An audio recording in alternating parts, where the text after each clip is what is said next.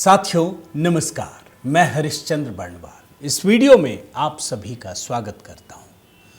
दोस्तों, आज मैं प्रधानमंत्री मोदी का भगवा अवतार दिखाने वाला हूं। अब ये भगवा अवतार क्या है ये भी समझना जरूरी है।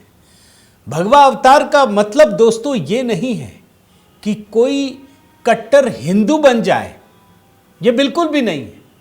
ये परिभाषा तो बनाई गई है दोस्तों, कैसे हिंदू धर्म को बदनाम किया जाए, हिंदू संस्कृति को बदनाम किया जाए, इसकी कोशिश कांग्रेस की सरकारों द्वारा पिछले कई दशकों में हुआ है। बल्कि अगर सही मायने में कहें तो आज़ादी के बाद नेहरू के काल से प्रधानमंत्री मोदी के पहले के कार्यकाल तक होता रहा है।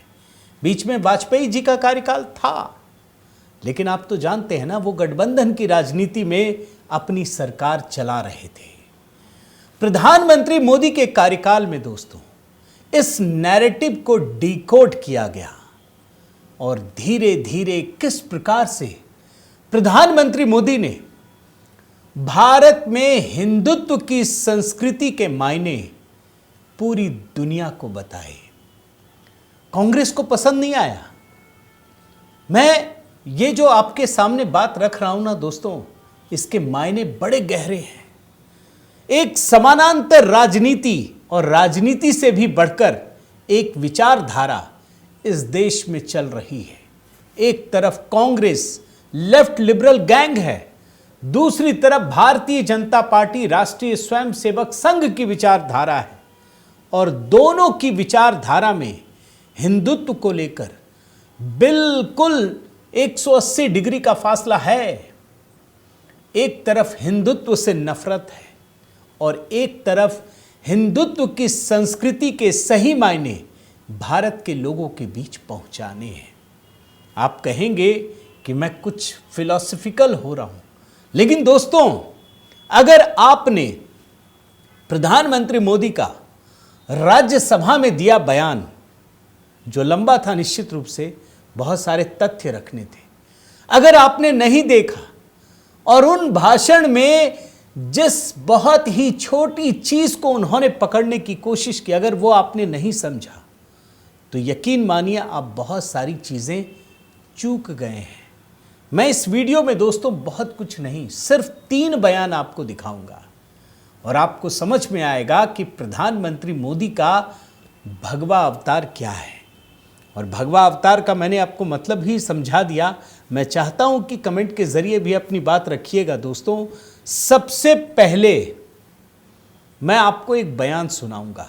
आज राज्यसभा में बोलते हुए प्रधानमंत्री मोदी ने हिंदू रेट ऑफ ग्रोथ की चर्चा की। आप जानते हैं क्या है हिंदू रेट ऑफ ग्रोथ? सुना है आपने?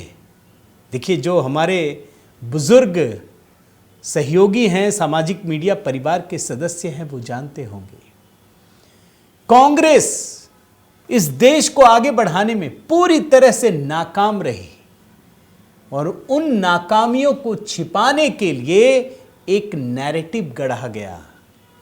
आज प्रधानमंत्री मोदी ने उस नैरेटिव को डिकोड किया, उसका पर्दाफाश किया और सबके सामने खुलकर यह बात कही कि किस प्रकार से हिंदू धर्म को बदनाम करने की कोशिश रची गई। आपको वो बयान पहले सुनाता हूं दोस्तों, फिर इसके मायने आपको बताता हूं। जरा सुनिए ना। जानते हैं इस कमजोर वृद्धि दर को, इस विफलता को दुनिया में किस नाम से कहने की शुरुआत हो गई? हिंदू रेट ऑफ ग्रोथ कहने लगे।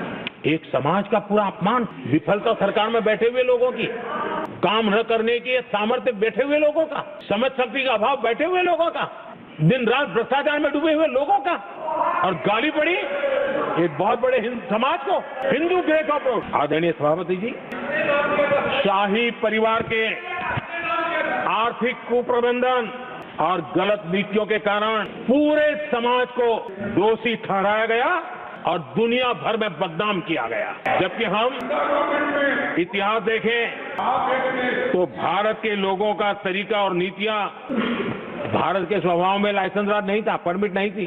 भारत के लोग सदियों से, हजारों साल से खुले में विश्वास करते थे और हम उन समुदाय में सबसे पहले थे जो दुनिया भर में मुक्त व्यापार, फ्री ट्रेड, उसमें मेहनत करते थे, काम करते थे। सदियों पहले भारतीय व्यापारी दूर दराज के देशों तक व्यापार करने के लिए जाते थे, कोई बंधन नहीं थे, कोई रुकावटें नहीं थे। ये हमारी प्रकृति की संस्कृति थी, हमने उसको तबाह करके रख दिया। आज जब पूरी दुनिया भारत की आर्थिक क्षमता को पहचानने लगी है, आज दुनिया तेज गति से आगे बढ़ने वाले देश के रूप में देख रही है। आज दुनिया भारत रेट ऑफ ग्रोथ दुनिया देख रही है और हर भारतीय को इसका गौरव है। ये जो बयान दिखाया ना आपको दोस्तों, ये वास्तव में भारत के लोगों को जन्म जन्मांतर तक याद रहने चाहिए। क्यों? क्योंकि हिंदुओं के साथ कितना भेदभाव किया गया। आप कल्पना कीजिए, नेहरू के समय में आप जानते क्या होता था? अगर कहीं दंगा हो जाए, एक बार की घटना है, मैंने पढ़ा कहीं कि वहां पर कुछ मुसलमानों को पकड़ लिया गया। वो आरोपी थे कट्टर, सब तो होंगे नहीं, जो होंगे पकड़ा गया। पता चला तो बोले जितने मुसलमान पकड़े उतने हिंदू भी पकड़ कर लाओ। वो दोषी हो ना हो, आरोपी हो ना हो, कोई लेना देना नहीं है। और नेहरू के समय में ही जब सऊदी अरब के राजा आए थे तो आपको पता है ना, बनारस के पूरे मंदिरों को ढक दिया गया था। हिंदुओं को इस तरह से अग्नि परीक्षा से होकर गुजरना पड़ा है दोस्तों।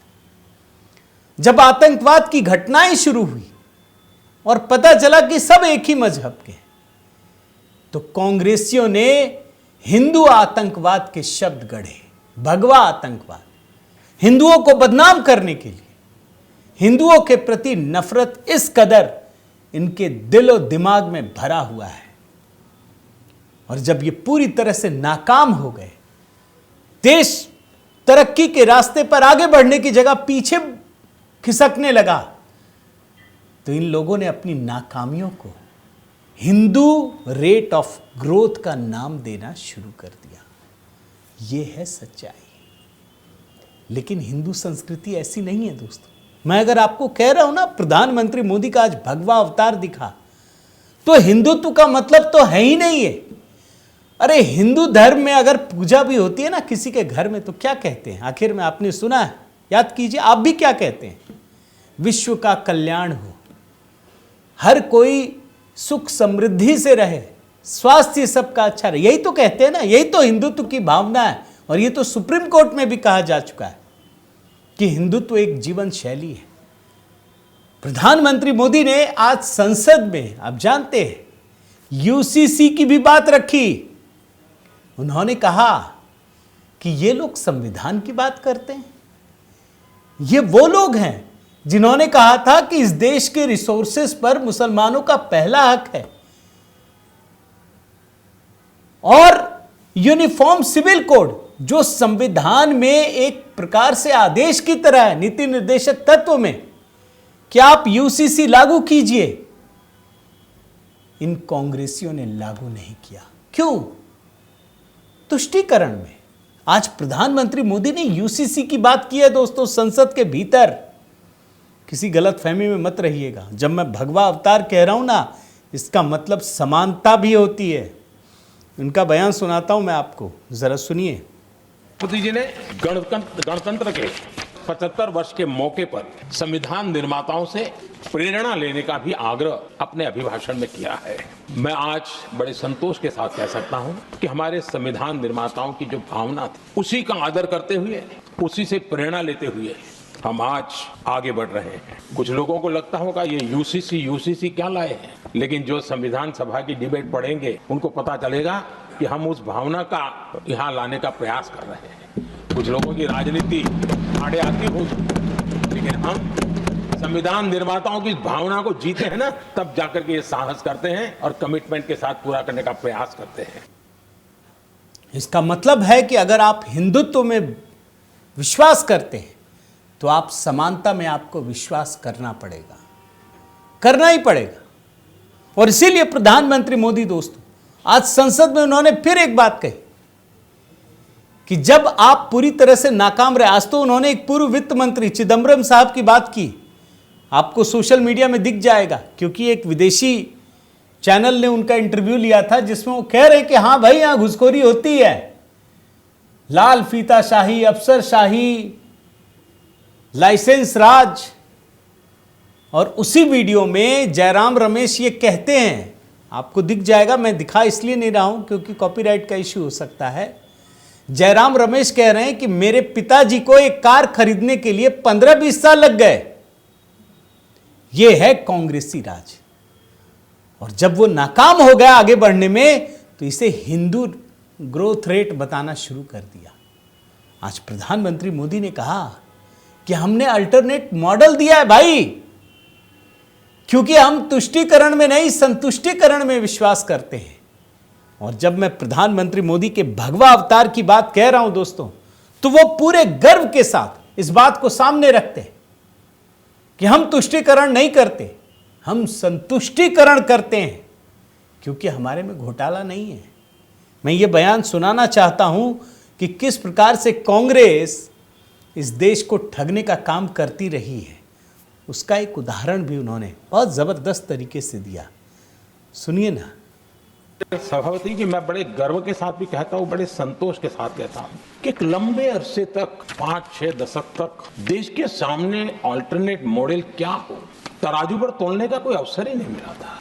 लंबे अरसे के बाद 2014 के बाद देश को एक अल्टरनेट मॉडल क्या हो सकता है, अल्टरनेट कार्यशैली क्या हो सकती है, प्रायोरिटीज क्या हो सकती है, इसका एक नया मॉडल देखने को मिला है। और ये नया मॉडल तुष्टीकरण नहीं, संतुष्टीकरण पर भरोसा। पहले के मॉडल में, खास करके कांग्रेस के कालखंड में, तुष्टीकरण, हर चीज में तुष्टीकरण, यही उनका एक प्रकार से औषधि बन गई थी उनकी राजनीति को करने की।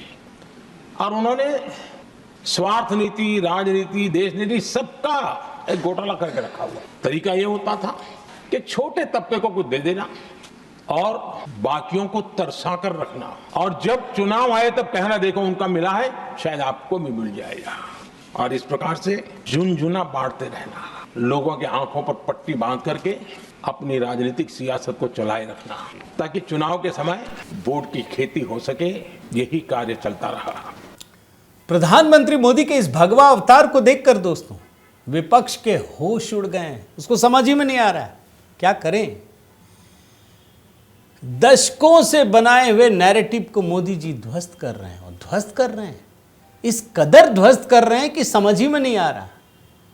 विरोध करें तो कैसे करें। अभी देखिए ना, आपको मैं वैसे ही बताता हूं कि अमेरिका में जो अवैध प्रवासी भारतीय रह रहे हैं, उनको ट्रंप ने बाहर करना शुरू किया। सिर्फ भारतीयों को नहीं, सबको कर रहे हैं। हक है भाई, अगर कोई इलीगल तरीके से जा रहा है तो हक है, लेकिन पूरी दुनिया में कोई भी देश उसे स्वीकार करने को तैयार नहीं है। सिर्फ भारत स्वीकार करने को तैयार है।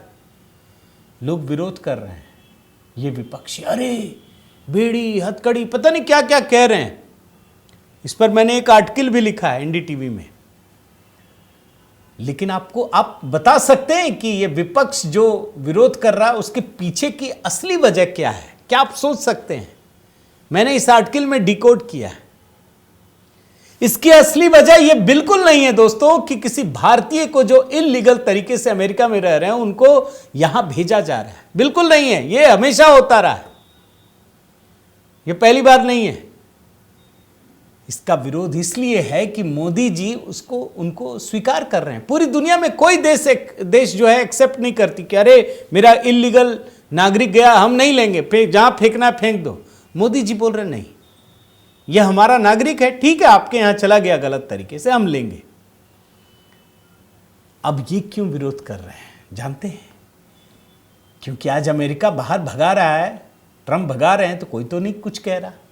अब भारत में रोहिंग्याओं की, बांग्लादेशी जो मुस्लिम घुसे हुए उसकी बारी है, उनकी बारी है। जब मोदी जी इसी कानून को आगे बढ़ाते हुए बाहर भगाएंगे, तब आपको समझ में आएगा कि ये जो लेफ्ट लिबरल गैंग है ये कैसे मातम मनाता है, चीखता है, चिल्लाता है। ये उसका ट्रेलर है। ये दरअसल तो आप किसी गलतफहमी में मत रहिएगा कि अमेरिका से भारतीयों को बाहर कर रहे हैं। भाई जो इल्लीगल दुनिया के किसी भी देश में गया तो उसको तो हटाने का अधिकार है। अमेरिका में जो लीगल तरीके से गए हैं या सिटीजन है, क्या उसको उनको हटा रहे हैं? बिल्कुल नहीं, उनको महत्व दिया जा रहा है। तो यह आर्टिकल आप पढ़ भी सकते हैं। और साथ ही दोस्तों, आज लोकसभा में जो राज्यसभा में जो भाषण दिया वो तो मैंने आपको एक संक्षिप्त में डिकोड कर दिया। मैं चाहता हूं कि आप बताइएगा इस भगवा अवतार को देखकर आपको कैसा लग रहा है। आने वाले दिनों में आपको बहुत कुछ दिखेगा। जो लोग इस गलतफहमी में है ना कि 240 सीटों से मोदी जी दब गए हैं, उनका बॉडी लैंग्वेज बदल गया है, सब अभी दिखेगा आपको। इसके साथ ही दोस्तों, कुंभ पर भी मैंने एक गीत अपलोड किया। अगर आपने नहीं देखा है तो ज़रूर देखिए, और HB मेलोडी में ही देख सकते हैं। और अब मैं झलकियाँ आपको नहीं दिखाऊंगा क्योंकि इसको फोकस रखना चाहता हूँ पॉलिटिकल पर ही। लेकिन ये गीत बहुत बढ़िया है, सुष्मिता जी ने गाया है। आप ज़रूर, मैं आपसे निवेदन करता हूँ, HB मेलोडी पर ही जाकर देखिए पूरा गीत, वहाँ कमेंट कीजिए, आपको जवाब दूंगा। और साथ ही अपना प्रेम और स्नेह बनाए रखिए दोस्तों। अगर आपने चैनल सब्सक्राइब नहीं किया है तो ज़रूर कीजिए, लाइक कीजिए, कमेंट कीजिए, बेल आइकन दबाइए। बहुत बहुत धन्यवाद। जय सिया राम।